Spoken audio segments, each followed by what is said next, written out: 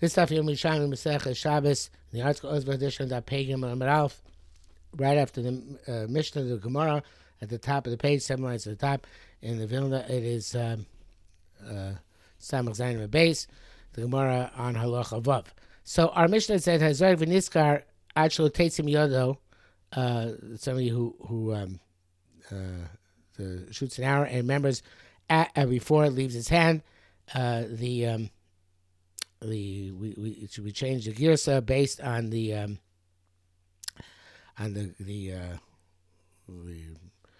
Bavli and all the Meforshim here. Hazar v'Niskar la'achar shetates him yodo. Remember after it left your hand. Then you're potter. So Gemara Clara says to understand Kini Masnisin. This is what the Mishnah is saying. Behasid. In other words, you began b'shoyi, but then you became mason in the middle, and you're potter because it's a special din in carbon, like the end of the Mishnah says. It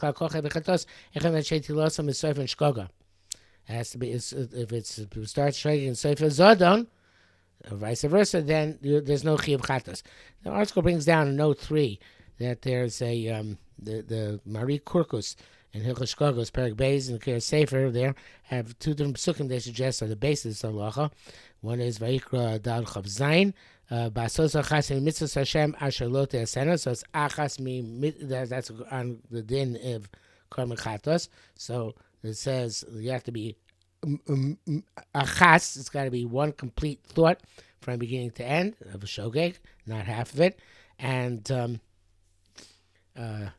the Kriya Sefer brings down Neveshki said that was Merikurkus. Kriya Sefer says Neveshki Sechata Bishkoga, that the whole chait has to be B'shoigeg. So those are suggestions for what the pasuk is, but obviously the Gemara could have been also Lachon L'Shmi Sinai. The Mishnah says such a principle, and the Gemara says V'kasha, because otherwise it's difficult. If you shot an arrow to kill somebody and they gave you a throw when you shot it, so you're amazing. And you reneged in the middle and you decided, what do I do? I have charata. So, Shem Klumut, do you get off the death penalty? Obviously not. So the idea being that the Mukhi Yosef says in the famous piece at the beginning of Baba Kama, whenever you shoot an arrow, everything is included in the shot itself. The question he's asking is why a woman who lights Shabbos candles is not chayav the Melech Shabbos that the candles do later on. And he says because Isham Shimchitza, we regard fire as if it's shooting an arrow. Just like shooting an arrow, everything which happens is as if it happens the first moment. So too by the Aish. When she lights the fire, everything happens in the first moment, even though it burns afterwards, and therefore she never did anything on Shabbos. Okay, that's an interesting sugya for a different time, perhaps. But the point here is similar. In other words, if not for this special halacha, that if you're amazed in the middle of the malacha, of the aveira, you can't bring a korban, then we would never say such a thing under other circumstances, such as even chiyuv misa. Once you shot it, amazing. With Asra, you can't get out of it later on by having charata. So, is a special halacha here where you change to mazid in the middle, that you're exempt from chatos. Okay, so now, the Glein HaShas says the next Gemara is not going back in the Mishnah. He says not like Korban Eda. So, a little like Glein HaShas, Rabbi Yossi Bechina, Omar b'shoige below saseh, mazid below saseh. Shoyah about Shoyah by the lav and Meza by the lav. So if you're looking at the shots, go read inside. We didn't be from the Atzmo. V'lo kayam esti. It's not going to Mishnah. Local Korban Eda. V'yos rechinas feel like Reish Lakish. The beginning of Klal Gadol. The ba'ina sheishgog b'lav v'kores. They have to be a shogeg both by the lav and the kores. If you're mazed by one of them, there's no carbon. Whereas the next Rabbi Shimon Levi Omer, Shimon Levi is the says b'shoy b'kores uv'mezi b'kores. Going back to the Shas, Shimon Levi still ate Rabbi Yochanan. The Alpha Pish hazy b'lav, even though he knew there was also to do chay b'korban, he could still be chay b'korban. Came shoy b'kores since he wasn't aware that there was a kores. And the now we bring a right from the pasuk. Tanya Rabbi Shimon by Yochai, Mitzay Rabbi Shimon Levi. The the Shumei Brisa sister Rishon Levi, because es Hashem hu megadef v'nichrasa. The source of Brisa Yerushalmi Shabbos brings down, says Loke umevi korban. So it says that there's a possibility of getting malchus and bringing a korban at the same time. Right? How could it possibly be? Hagat simcha. Imagine this, or Shtotzach for is the Yiddish translation. Afilu mezid belav.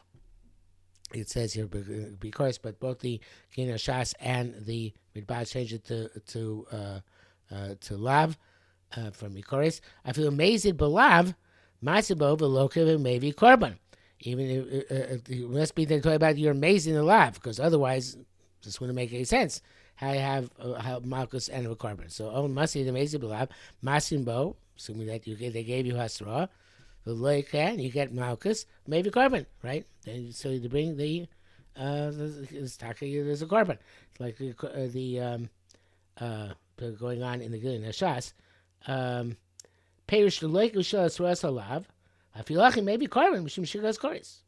Okay, and next we bring Rabbi Avo b'shem Rabbi Yechon hashogeg b'chelev. Somebody eats chelev inadvertently. Umezid b'lav. Inadvertently. Masibo v'loka maybe korban. So there again, the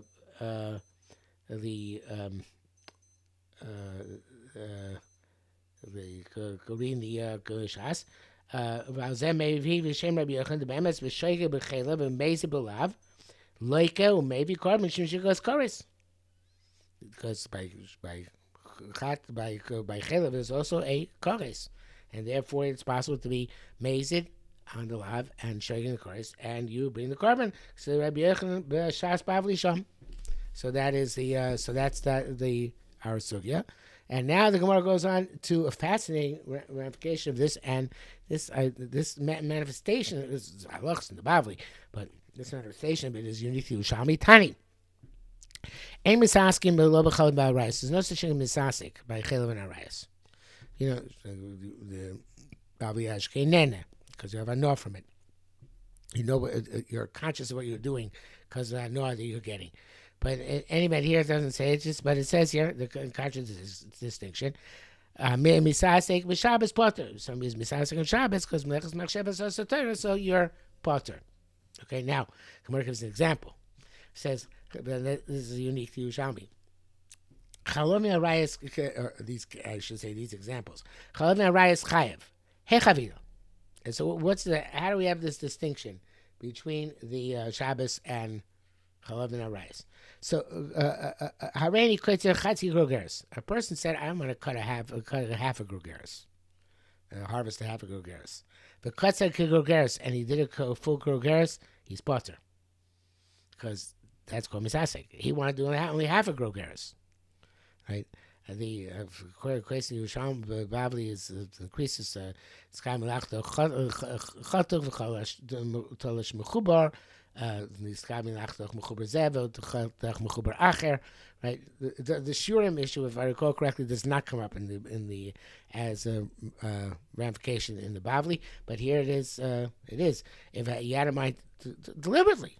Amazing to cut a half a grogeres, and you cut a full grogeres, you're potter because you're that's misasik on the second part of the shear. But that doesn't work by chalav and arayis. The mind to eat a half a zayis and you eat a full zayis, he's chayev.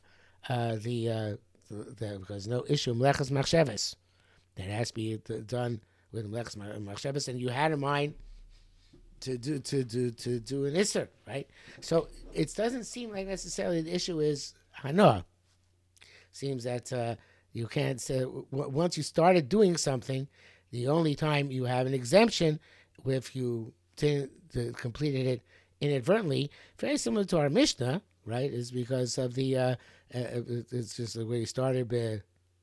Finished amazing, but here the reverse, right? You started amazing and finished b'shegeg. So here you're putter from the Shabbos because of Melechus Machshavas Zatar, and the second part was not part of your Melechus Machshavas. But anyway, Chalmi Arayas is only Melechus Machshavas. So once you started doing something B'Isser, the fact that you went on and it's forgot that you only had a mind to eat half of it doesn't matter because again I guess it's very similar also to the Zvikas Achetz. Those are 100% comparable, obviously. But yeah, I take that back. It's not like Zvikas Achetz. But in any event, the first Machshava goes on whatever else you continue to do afterwards. So Hareni is chayiv. And the case of rice is even more fascinating, perhaps. Hareni mischamiba. I just wanted to come close to this woman in order to enjoy her body heat.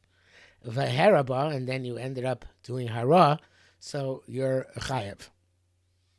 There's no since you started the Maisa deliberately, even though when you started you didn't have in mind to actually do a bia, so that's enough because lo sikravu. It's really a turn chiddush this last line of Yerushalmi because. You have to say that since there's a prohibition of lo sikravu galos erva, even though it's not the actual Galil Arayas, so you began being Megal Arayas, so therefore you can't say afterwards that, I only had in mind to be Mischamim, not to be Ma'ara, not to do a Bia. But it's not clear. The article seems to be unclear as well, whether the Yerushalmi has this idea of Hana involved, or there's some other underlying svara here. So this is for the Lomdim actually to try and figure out. But the underlying svara of the Yerushalmi, very fascinating. Again, these cases are not brought down in the Bavli. Okay, so Ajaloch Hazarik, Pergaboina. Haboina Kam even if you're chayiv, somebody who's doing construction, how much is considered to be construction to make him chayiv? Habona Koshu, whatever, a minimum shear, no matter how small. Misatet is when you square off a stone, you smooth it out, or you make etchings in it. The carbonate says whatever it does is it's the way in which you make it suitable for use. Patish, somebody who beats with a hammer, which is one of the separate malacha of completing an activity. Matzad, similarly, if you use a matzad, which is a plane, hakodeach, or you make drill a hole, koshu, she is all koshu. Zaklau. And this is the general principle. Koshu malacha, anybody does malacha. Malach miskayemes Shabbos, and his malacha is miskayemes Shabbos. In other words, as Korbanei says, it's a whole unit. Shemekaymin kayitz b'avei mosifan leah. Some people leave it like that, like sometimes drilling a hole just for ventilation purposes into a lushal tardigol, the Gemara says, and it's going to be a minimal hole, it's already ventilation. So anything which is miskayim, it can have permanence, you're chayiv. Shigam afa makeh b'kunas al sadon. Even if you use your mallet to hit the anvil at the time of your you're finishing the activity, really. Like Korbanei explains, you're not doing the work anymore. You're just hitting the anvil. This is where they used to make, when they used to have to make a flat piece of metal, they used to hit 3 times on. They used to hit the metal 3 times, and once on the anvil, in order to smooth out the mallet. The next shouldn't break, if it was uneven or had a rough edge, to break through the strip of metal you were pounding. So that is considered to be misakim malacha. It's considered to be a form of malacha as well. It's evidently a derivative of makam patish. Okay, so the Gemara asks, "Ma binyan of a mishkan? What construction is in the Mishkan?" So the Gemara says, "They would put the krushim on which were the beams, and adonim on their silver bases, which held them." So it says, well, what kind of construction is that? Lola Shahisa, is it not temporary? So we have this going so place in the Yerushalmi. Rabbi Yosef said, since they would only, only camp and move based on when Hakadosh Baruch Hu told them. It's as if it's permanent because Hakadosh Baruch Hu didn't tell them. Then they would never move. So therefore, it's every place they went, it was permanent until Hashem told them to move. The Gemara says no. Rabbi Yosef said came and Shibtin Hakadosh Baruch Hu machnisan la'aretz. Since that can't be the source, because since Hakadosh Baruch Hu promised them that it's going to take them into Eretz Yisrael. Kim Lishahu, it says here Olam, but it should be Lashah. As Korban changed it. It's temporary because they knew always they're never going to stay in the desert, so that can't be the source. Okay. Says the Gemara, and the Yerushalmi believes it. Hadam Ra'afil min atzad. So now the seems like it's interesting language min atzad.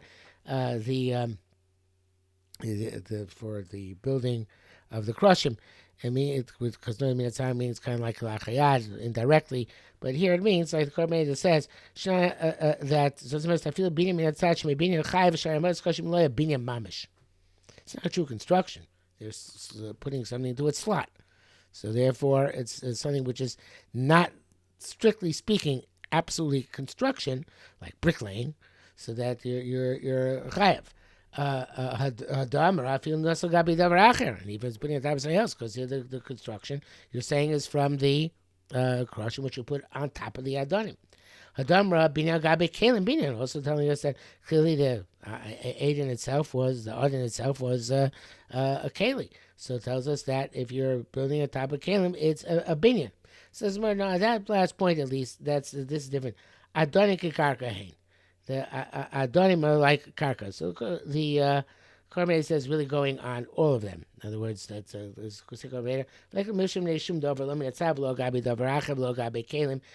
the Adonim had a status of karka. So although we did actually resolve the question before about it being binyan l'shah, since we're going to go to Eretz Yisrael, but the understanding evidently is that once anything put on the ground, assuming that somehow we resolve that question, to remain there becomes batal karka, and therefore if you're building on the karka itself. So the adonim are considered not to be batal to the karka, because they are standing there for the purpose of this construction, and therefore putting on top of them is just is like putting a row of bricks on top of another row of bricks. Okay, the Tani, maybe it's a tit. So by normal construction, obviously here, evidently because the crusher is very heavy, they didn't need to have teats. But what about normally where you're building a wall of bricks? Somebody brought the stone wall, and the other person brought the cement. Maybe says hitchayv. So the person who brings who cements the stone in place, he's the one who's chayv mishum boina, because otherwise it doesn't have permanence. Rabbi Yossi says no, they're both chayv. So Rabbi Yossi says Evan below tit binyan. He holds that putting the that's by putting the stones in place in the wall. That's also construction, even without the cement. Hakomadim shinasan as a tit chila, but everybody concedes if you put down the cement first, Evan, and then you put down the stone, shu chayiv. You're chayiv because then the stone is permanently set in the cement. So the person who put the stone is chayiv in that case. Habanai sheshav as Evan berosh hadimus chayiv. So the builder who puts the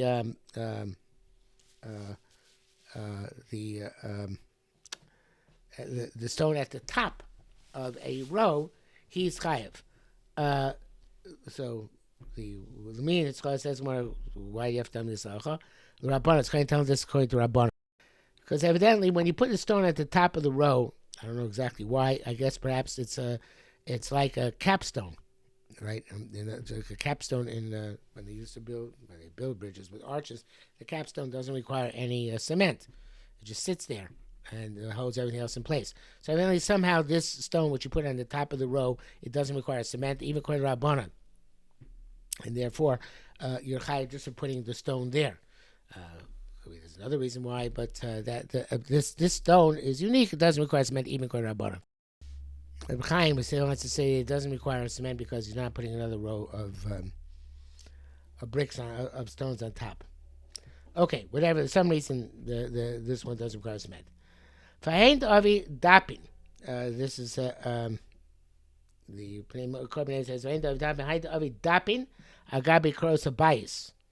You're putting them these boards on top of the beams of the house.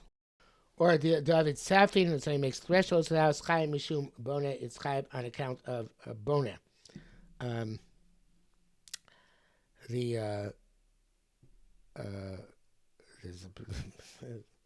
That's goes down for means even not putting them, just preparing these objects, the beams at the top of the house or the thresholds for the house. But it's not much away. It sounds like that it's even though it's not fully connected either to the beams of the house, just laying on top, or put the threshold down. It's not completely secured to the floor, but you're mevath out there. You're going to leave it there. So therefore, that's considered to be construction. It's very similar to the crushman that I've done. Assume it's permanent. You're leaving it there. It's permanent. Therefore, you're chayiv. Behind the knocker keeping somebody who is quarrying stones. When they're keeping kafin amudim. Let me just check this out. Sure. Yeah, so he's naka means the person who's naka usually means to clean out. So it's like it's careful handiwork with the stone, right? You're like making little etchings in it. Naka kivin or kafin amudim. The Farsi explain it's like you kafin means also to quarry in this case, but now it's your quarry either wood either Yerushalmi brings this from the Korban. No, he doesn't do Yerushalmi. Well, I guess it's basic Korban. You cut pillars, and that can be true also not just of stone. It could also be, says Yerushalmi, wood. Kafin amudim, or it says here dachyon, but the Korban changed it to the chayitz, which are made for mechitzas. In other words, making these pillars to be walls. In other words, they're going to be part of construction. Mikatea, you cut. I guess also you're cutting the buildings all because you're making these building materials. You're cutting things to size. Piece space means to also a form of cutting, but piece is like I think it's what's what I'm looking for.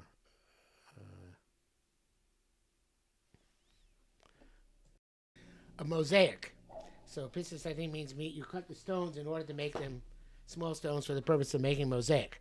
Mikatea, or you in general you're cutting things to a specific size. Or perhaps it's kafin amudim, the chayitz mikatea, pieces mikatea. Maybe that's a way to parse the sentence. You're cutting for these purposes. In any event, kulon chay mishum misases. So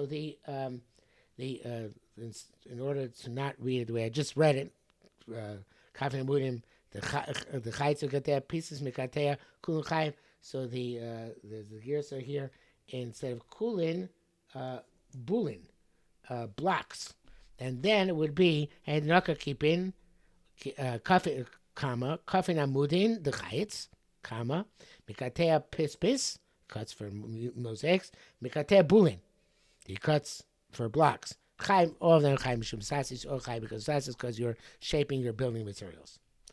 Rabbi Yirmiyah B'Shem Rab said, "Hamarkiv muta shel gila," somebody who puts together a it says muta, but should be mita shel gila.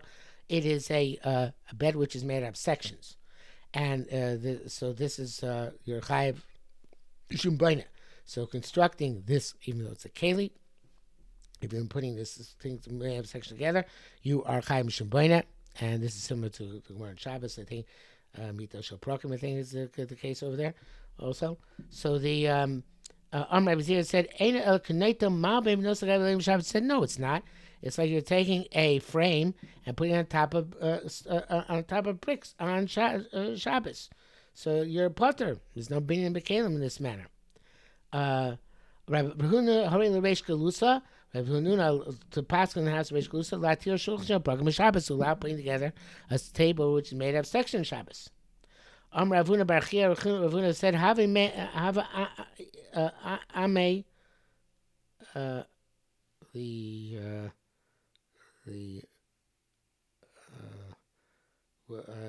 he was there with Rav Himnuna. Hava imei. To change the gears of the carbonated to Omru. They said, Rav Huna Bar Chia Hava imei. He was with him. Shama Rav Yehuda, and Rav Yehuda evidently heard this psak which Rav Himnuna gave. And Omar said, "Man dehori lay lo yalev lo shimesh." He said that it's mutter to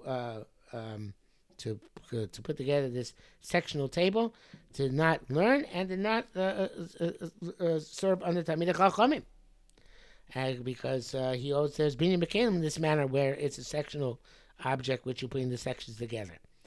The Gemara says, Rabbi Shemish said, "Man dehori lay." He who paskin for him, that paskin like Shimon Gamliel Horele. He paskin Shimon Gamliel. And it's the following Bryce, it's tiny, we learned, Levachim Shabbos Vina. You have slats in a boat, Shabarisa. Risa normally means a cradle, but I guess perhaps it's some larger container of some sort in this v'naklite amita, and to put together the